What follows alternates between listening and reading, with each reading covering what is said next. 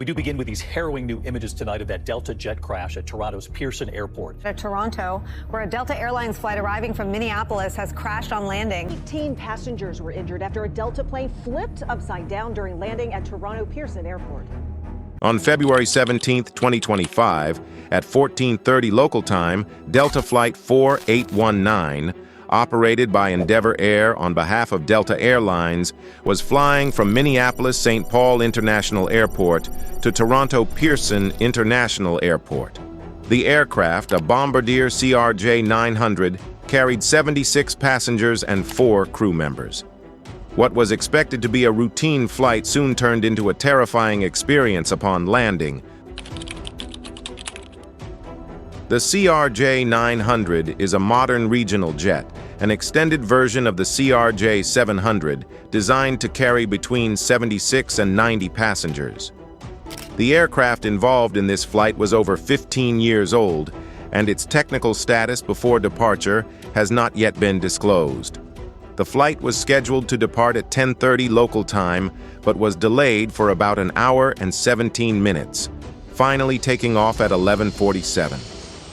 After departing from runway 30 right in Minneapolis, the plane climbed to a cruising altitude of 29,000 feet.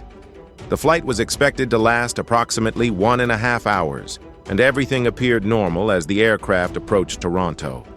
However, the weather at Toronto Pearson was far from ideal. The wind was recorded at 270 degrees, blowing at 28 knots and gusting up to 35 knots, around 65 kilometers per hour. Blowing snow reduced visibility to 6 statute miles, and the temperature was an icy -19 degrees Celsius. The runway had been treated with chemicals, but sections were still covered with compacted and loose dry snow. As the aircraft approached runway 23, everything initially seemed under control. The pilots were executing a standard landing approach, but as the plane neared the runway, a sudden disturbance occurred.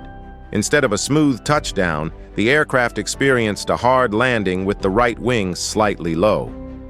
The CRJ900's engines are mounted at the rear, meaning its wings sit closer to the ground compared to other aircraft like the Boeing 737 or Airbus A320.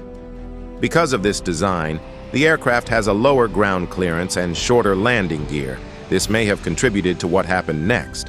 Upon touchdown, the right wing struck the ground forcefully, causing severe structural damage. The impact led to the wing breaking away from the fuselage, triggering a disastrous chain reaction.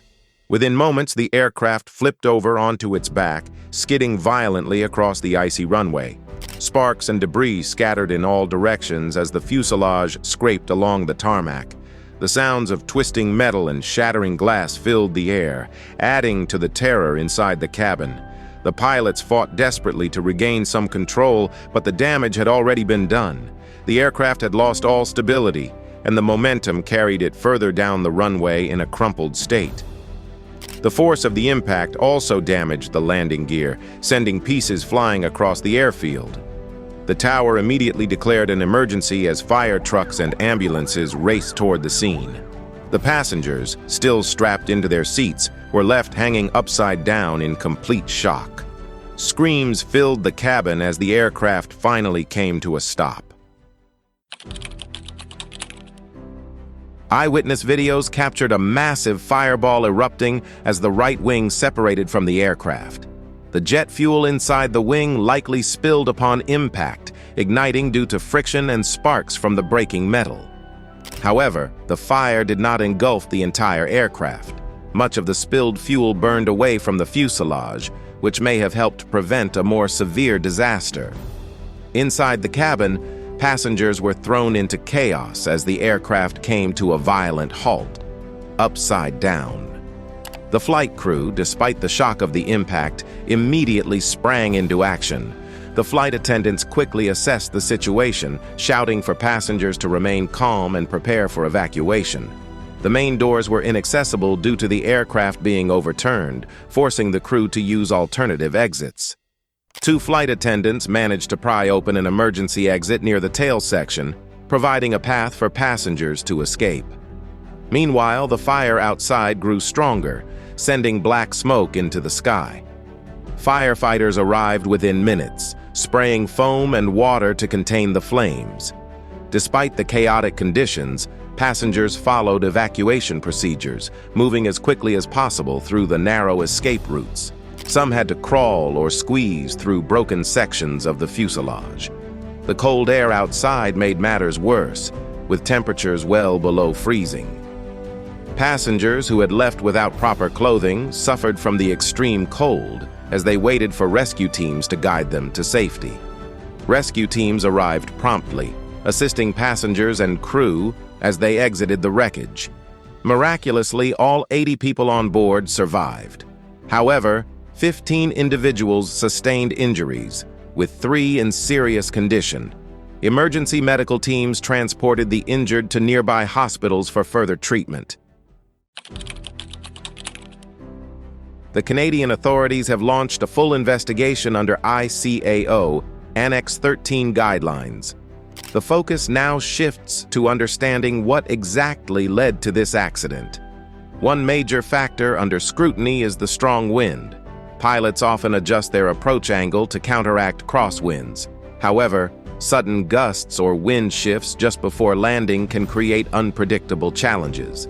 In the final moments, it appears the aircraft's right wing may have dipped due to wind shear or a sudden loss of lift. Another aspect investigators will examine is whether the pilots executed the flare maneuver correctly. In a typical landing, pilots gradually reduce descent speed just before touchdown to ensure a smooth landing. However, in this case, the aircraft appears to have made a hard impact without sufficient flare. Data from the flight recorders will provide crucial insights into the pilot's actions, aircraft speed, descent rate, and any control inputs made before impact.